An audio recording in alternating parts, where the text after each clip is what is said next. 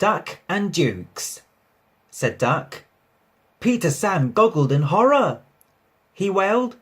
He bustled away with his empty coaches to tell his bad news, said Skarloey. Chuckled Skarloey, but no one agreed, and they argued so loudly that the thing controller came to stop their noise. They told him about Duck, but he paid no attention. He snapped, and he hurried away, said Duncan, but they were all too tired to argue any more. They spent a gloomy night, but cheered up next morning when the cleaners greeted the birthday engines with an all-metal band.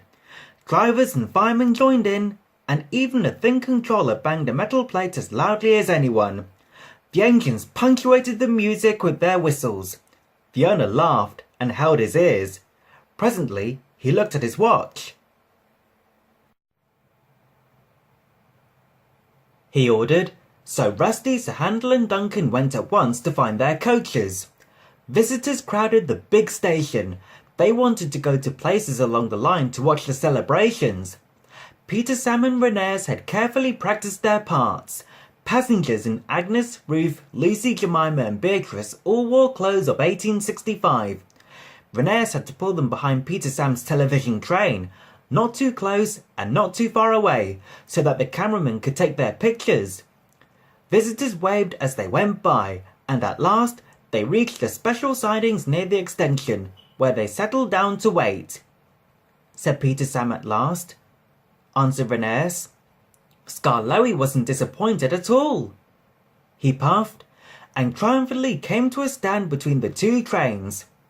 A distinguished-looking man stepped out, climbed to Skarloey's footplate, and drove him on the new line round the lake and back again. Then, standing on Skarloey's front buffer beam, he said, Peter Sam could bear it no longer. He burst out. There was shocked silence. The Duke smiled. He answered, muttered Peter Sam, but he was sternly hushed. The Duke turned to the owner. The cheering and clapping died away. Speak! Shouted someone, and the cry was taken up. Whispered the owner, so rather nervously, the old engine began.